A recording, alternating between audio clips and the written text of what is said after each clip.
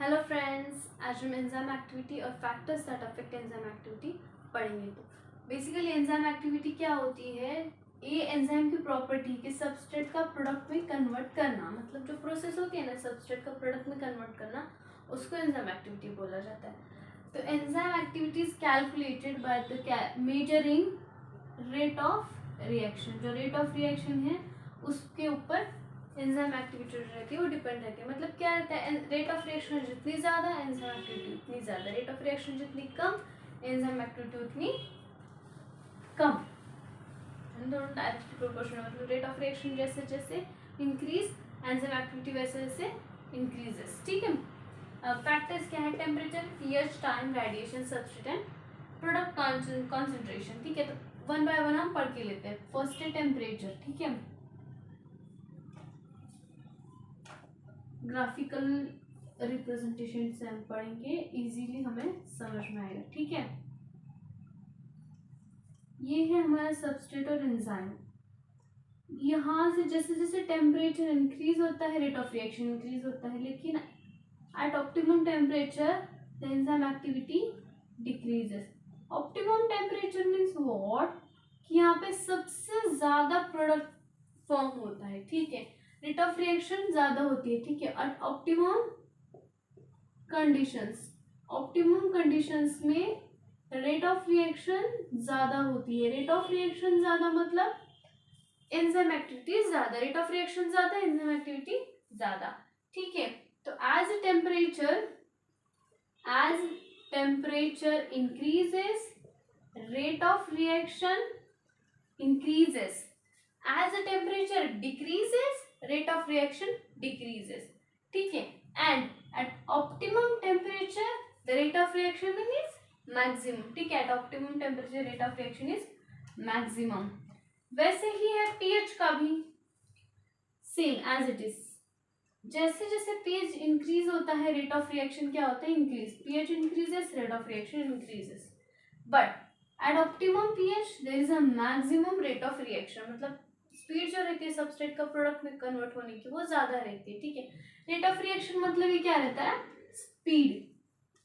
ठीक है, rate of reaction मतलब स्पीड, तो स्पीड सबसे ज्यादा यहाँ पे रहती है सबस्ट्रेट का प्रोडक्ट में कन्वर्ट होने की, इसको ऑप्टिमम pH बोला जाता है।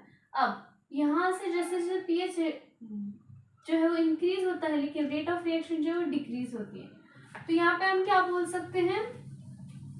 As the pH increases, rate of reaction increases. As the pH decreases, sorry, as the pH increases above at optimum temperature, ये वर्ड जरूरी, above optimum pH, above optimum pH जब बढ़ता है तो वो रेट ऑफ रिएक्शन कम होती है। ठीक है, जैसे जैसे pH बढ़ता है एंजाइम एक्टिविटी यानी रेट ऑफ रिएक्शन बढ़ता है। जब ऑप्टिमम pH के बाद एंजाइम एक्टिविटी मेजर की जाती है तो कम रहती है। क्यों? pH तो इंक्रीज हो रहा है, pH ऑप्टिमम से ज्यादा इंक्रीज हो रहा है, तो ऑप्टिमम pH पे रेट ऑफ रिएक्शन सबसे ज्यादा है, pH ज्यादा हो रहा है तो रेट ऑफ रिएक्शन शुरुआत में कम है, ऑप्टिमम से पहले वाले, ऑप्टिमम से बाद में रेट ऑफ रिएक्शन कम होती है। ठीक है, तो pH कम हो ज्यादा हो, ऑप्टिमम pH में सबसे ज्यादा रेट ऑफ रिएक्शन रहती है। ऑप्टिमम से बिलो में अगर देखिए, ऑप्टिमम के बिलो में देखिए तो ज्यादा ही रहती है, लेकिन ऑप्टिमम से ज्यादा अगर हुआ तो रेट ऑफ रिएक्शन कम होता है। ठीक है, टाइम जो है ना, जैसे जैसे टाइम जाता है आगे आगे जाता है। ठीक है, समझो 10 मिनट तुम्हारा एंजाइम जो है उसको रखना है सबस्ट्रेट को प्रोडक्ट में कन्वर्ट करने की टाइम, 10 मिनट से ज्यादा हुआ तो क्या होता है? जो सबस्ट्रेट है ना उसका कॉन्सेंट्रेशन क्या होता है? कम, एंजाइम का कम नहीं होता है। ठीक है, सबस्ट्रेट का कॉन्सेंट्रेशन कम होता है, और जो एंजाइम एक्टिविटी है ना वो डिमिनिश्ड होती है। Diminished what? स्टॉप भी बोल सकते हैं उसको, रुक जाती है वहीं पे।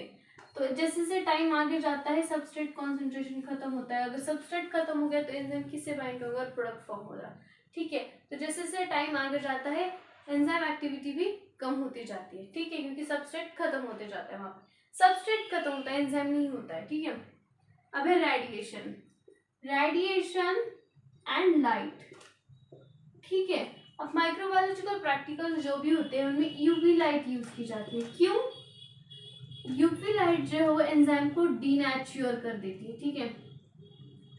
डीनेचर यानी क्या? एंजाइम का जो भी स्ट्रक्चर है, ठीक है, उसमें चेंजेस लाते हैं, उसको ब्रेक डाउन करने का काम ये यूवी लाइट करते हैं। टेम्परेचर का भी ये इफेक्ट होता है ना, जैसे जैसे टेम्परेचर एट ऑप्टिमम टेम्परेचर से ज्यादा होता है ना, वो एंजाइम को डीनेचर कर देता है, ठीक है। इसीलिए यूवी लाइट जो है ना वो यूज करते हैं। क्यों?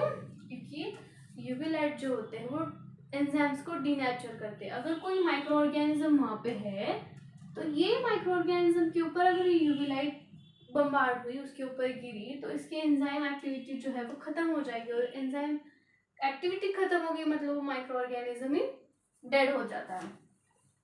उसके बाद सिर्फ डेथ के लिए नहीं यूज करते हैं, तो प्रिवेंशन किस लिए यूज करते हैं? प्रिवेंशन, ठीक है।